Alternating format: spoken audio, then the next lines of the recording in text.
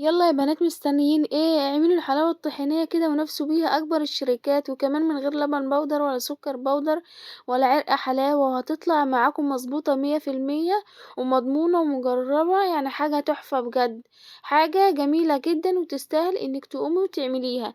وكمان هتعملي منها احلى شوية سندوتشات كده لاولادك وهم رايحين المدرسة، حاجة تفرحهم بجد، حاجة جميلة جدا، حاجة تستاهل التجربة.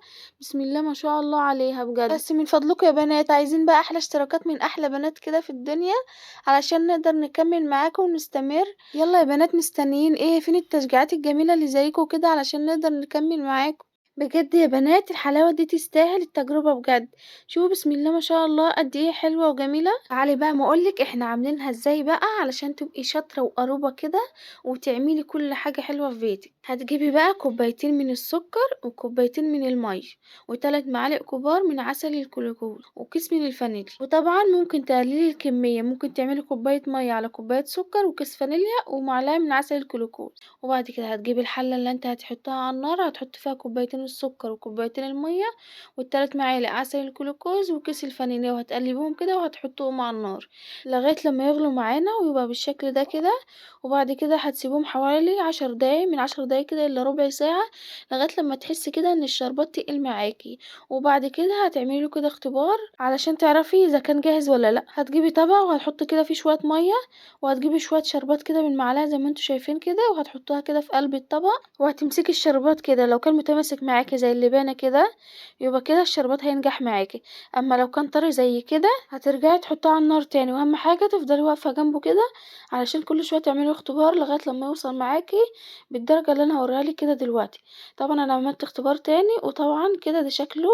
شوفوا بسم الله ما شاء الله، اهم حاجة يوصل معاكي يبقى عامل زي اللبانة كده بالشكل ده كده. وبكده بقى جاهز كده، بقى هتعملي منه احلى حلاوة، وبكده الحلاوة بتاعتك هتطلع ناجحة 100%، وكأنك عاملاها بعرق الحلاوة بالظبط واحسن كمان. طبعا في شركات كتير بتعملها كده، وفي معظم الشركات بتعملها بعرق الحلاوة، بس النتيجة بتطلع واحدة، يعني الحلاوة دي زي الحلاوة دي، يعني مفيش اي اختلاف خالص. وطبعا احنا عملناها لكم كده بالطريقة دي علشان معظم الناس ما عندهمش كده عرق الحلاوة ومش متوفر عندهم خالص. وطبعا ده شكل الشربات كده بعد ما برد معانا، طبعا بيبقى عامل زي العسل الابيض كده بالظبط، يعني بسم الله ما شاء الله هو ده القوام المظبوط، وده اللي هينجح معاكي الحلاوة الطحينية وهيطلعها مظبوطة 100%، واحسن من بتاعة الشركات ب100 مرة، وحاجة انت عاملاها في بيتك وحاجة مضمون. وبعد كده هتجيبي المضرب بتاعك وهتضربي فيه كده بالشكل ده كده، او لو عندك عجان ممكن تعمليه، بس ما ينفعش تعمليه في الخلاط.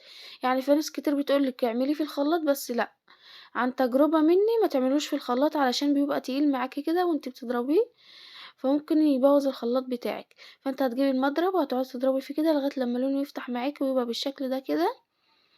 ولو عندك عجان زي ما قلتلك هتعمليه فيه وهيطلع ناجح 100%.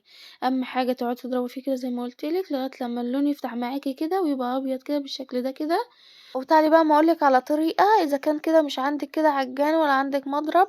هتجيبي كده الشربات بعد ما عملتيه هتسيبيه كده لما يبرد ويبقى دافي، وبعد كده هتلميه وهتقعدي كده ايه تقلبي فيه لغاية لما ايه لونه يفتح معاكي كده. هتقعدي تشدي كده فيه بايديكي لغاية لما اللون يفتح معاك كده بالشكل ده كده. وبعد كده هتنزلي بيه بالطحينة زي ما احنا نزلنا كده. طبعا احنا هنا معانا كوبايتين من الطحينة، هننزل بيهم كده على العسل بالشكل ده كده بعد ما ضربناه.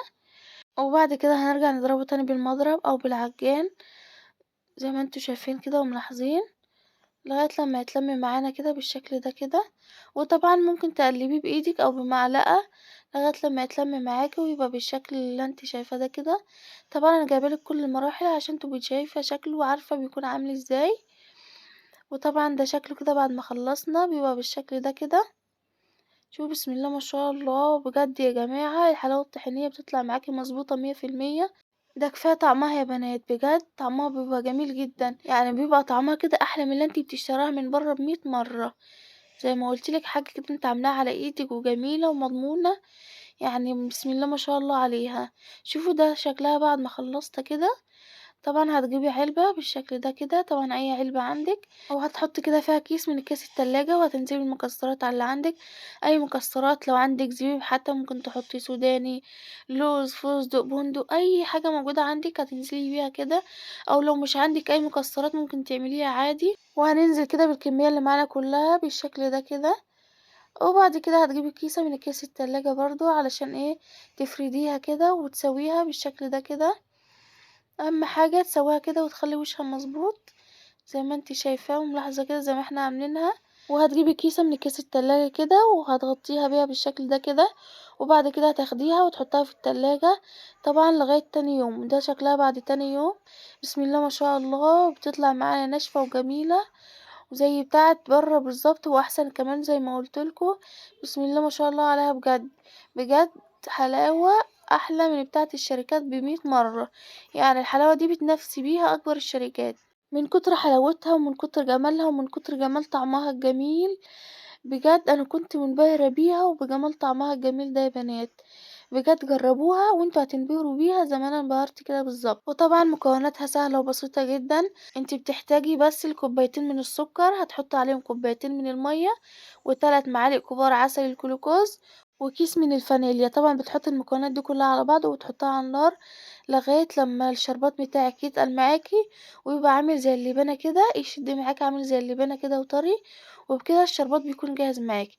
بعد كده هتجيبي المضرب بتاعك وهتضربيه زي ما انتوا شفتوا كده لغاية لما اللون بتاعه يفتح معاكي، وبعد كده هتنزلي عليه بالطحينة وهتقلبيه وهتاكلي بقى احلى شوية حلاوة طحينية كده. واهم حاجة لازم تدخلي كده الحلاوة التلاجة علشان تمسك معاكي، وتسيبيها تنشف كده لغاية تاني يوم وهتبقى معاكي بالجمال والحلاوة دي كلها. وبألف هنا ليكوا وعلى عيونكوا يا رب.